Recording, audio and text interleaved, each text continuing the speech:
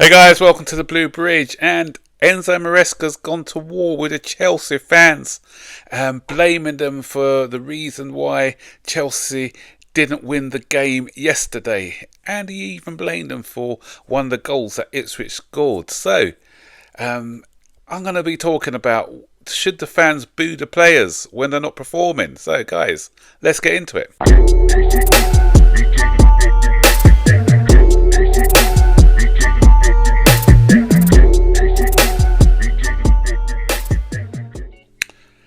Yeah, so after yesterday's disappointing result against Ipswich Town, Enzo Maresca in his post-match press conference had these words to say. He says, Chelsea lost confidence and conceded because of the environment. And what he was alluding to was the fact that the Chelsea fans were getting on the Sanchez's case because of the slow build-up, and we saw someone showed it and where the fans were showing their discontent and booing because the ball wasn't. We were trying to play it from the back. It was slow. It was ponderous, and we already know that Sanchez has got a mistake in him, and so rather than playing it short, like this is what Maresca wants them to do, then creating chances. What Sanchez did was play the ball long, and because he played the ball long, the game completely changed the dynamic of the game. Resulted in I think for 20-25 minutes until the first half, we were not good enough, especially defensively, because the two goals we conceded both from our mistake. And then second half, we just come back in the game. For disobeying the instructions of the manager. There was a lot of heads in hand. The point I want to make is, putting your head in your hand with the chances that were going to fly at the end. Just how and me personally, not having those, I don't 2 points I don't think so. Yeah, I would never ever boo. As I said at the beginning, it's tough. The players it's tough up because at a game. even the first 20 I'll minutes, voice my discontent afterwards, at or this stage of the season such against as this kind of teams, if you are able to score the first one, the game completely changing your side. Because I believe unfortunately, we missed chances, and then we concede. And we I are think trying to the get team into was the not top five. was not good enough for in different players things. Need and us to were be on their side. But what we're seeing is the loss of confidence. Because remember, this is a young side. If it was like the Drogbas and the Terriers, Lampards, people who got thick skins who can take it, then even so, I wouldn't even advocate booing in those circumstances. But with a young, fragile side, it's even going to be worse. And we've seen that. We know that. We know Sanchez isn't a great keeper, but do we want to? His confidence is fragile as it is. Do we want to just create an environment where he is not going to be doing his natural thing, and he's going to be very edgy because he knows that the crowd, you can hear the crowd from where he is, so he's hearing all the negative comments. So, and he's only human at the end of the day. I know people say, oh yeah, they get paid lots of money, but at the end of the day, footballers are human. I remember a few occasions when I used to go regularly, we had a Jokanovic at Chelsea, and his name was booed when he played on the Ranieri, and that's because they didn't like his style of play. He was kind of a slow midfielder. He wasn't athletic enough, and whenever he was playing, the fans voiced their discontent. And so when his name was called out over the tannoy, there were choruses of booing. And at the time, I thought, no, that doesn't sit well with me. We did it with Rafa Benitez as well, and it did affect the players. I had some twos and fro's with some of the supporters, even the head of the Chelsea supporters group. I had a sort of debate with her about it. She seemed to think it was okay, but I said no, I don't agree with it. And even the players came out and said it did affect them and the way they were playing. And also, if you see at Arsenal, well, a player called Abue, he got booed so much he went off the field crying. Such was the abuse that he was getting from the Arsenal players. So don't tell supporters. So don't tell me it doesn't affect the players when they are hearing all this negativity. So I prefer to support the team, cheer them on, to see if they can get past that finishing post, and then I'll have a go at the board or whoever afterwards. So, but again, it's a two-way thing, though. Yeah, although I don't do it personally, I get what some people are very frustrated over the last 3 years after seeing a team who've been successful that's been ripped apart, and this model that we keep talking about, and this process that we want us to trust when it's not working, when the football is dull and boring. Oh, yeah, there's another person I forgot to mention when I talk about dull and boring football. It reminded me, we had it under Sarri as well, the booing, and especially with Jorginho as well, we had the booing in that instance as well. But anyway, going back to this, yeah, the football is not exciting. We're not, it's slow, the build up slow, the passing sideways, backways, and there's nothing for the fans to cheer about. So, with the pick of managers that we've had in the past few years, no silverware, or not even challenging for silverware, then yeah, the fans are disgruntled at the moment.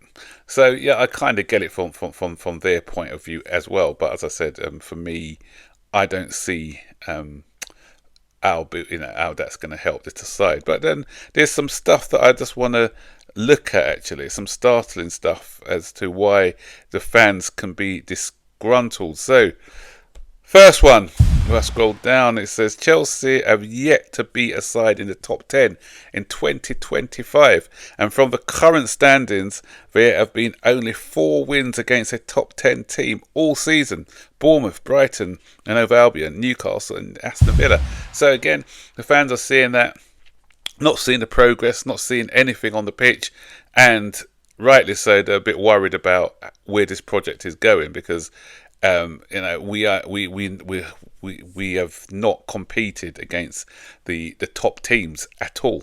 I don't think we've competed against the top teams at all in the last 3 seasons. The closest we got was last season with draws against Man City a couple of times, and I think did we draw against Liverpool?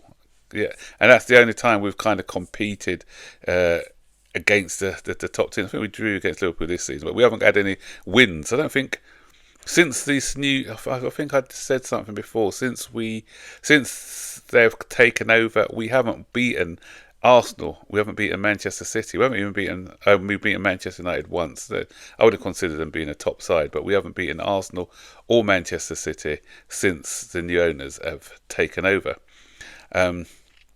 Or Liverpool, Arsenal, Man City, or Liverpool. Yeah, we haven't beaten any of those teams, and those are what you call the top 3 teams who we should be competing against. And here is another one. It says, so this season, up to the end of December 2024, 35 points from 19 games, and then since then, I think we've picked up 20 points out of the possible 48,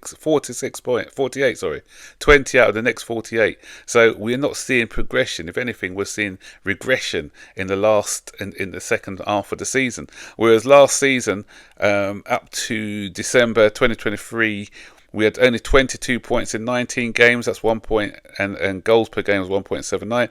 And we ended from January 2024 through to April the 15th, where we are now. We had 25 points after 13 games, so we had an extra 6 points now. So you saw progression last season. This season you're seeing regression. I think towards the end of the season as well, we won our last 4 or 5. So this is even a better stat. So with the teams we've got coming up, I can't see us getting anywhere near the points tally that we had in the second half of last season. So.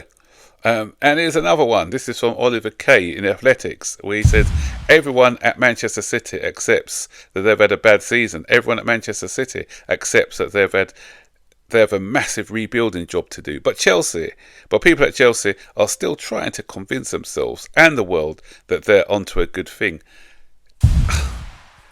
Maybe we are, maybe we're not, but we need to see it. The evidence at the moment isn't showing us, and that's why another reason why the fans are frustrated. The evidence is not showing that we've shown any sort of improvement in the last 3 years. There's some fans who think we have, but I can't see it myself, and I've been waiting patiently. And another thing which I saw, it says, but the Italians' focus on possession and patient build-up drew some shouts of criticism from the stands as the fans demanded a more forceful approach. The only thing I can say is that people think it's easy, but it's not, Maresca said.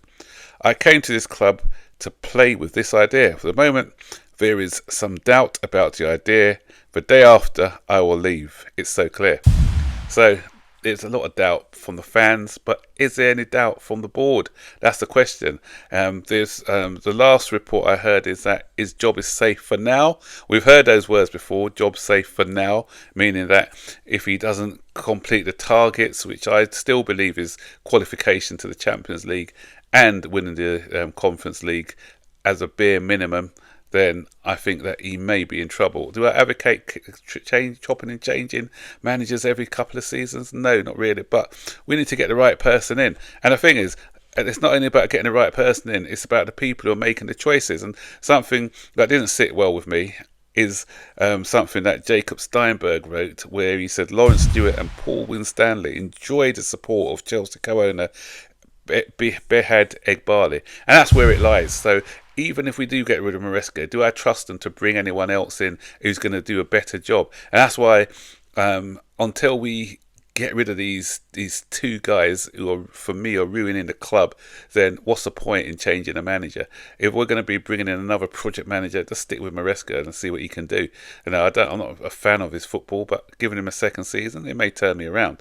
But just bringing in someone else, what's going to happen in a few months' time when they hit the reset button and pause? And the other thing is, our managers going to want to come to us if they know that it's after 6 or 7 months of this failed project, then their head's going to be on the chopping line. Because if they don't change the structure, the personnel they're bringing in, if they don't give us a balanced squad, then I don't care who the manager is. It's just going to be more of the same. So there's a manager, a sporting director, or whatever you want to call him, and at PSG, a certain Campos. You saw how he's changed that PSG side. He said he's not going to carry on after the end of the season. He's waiting.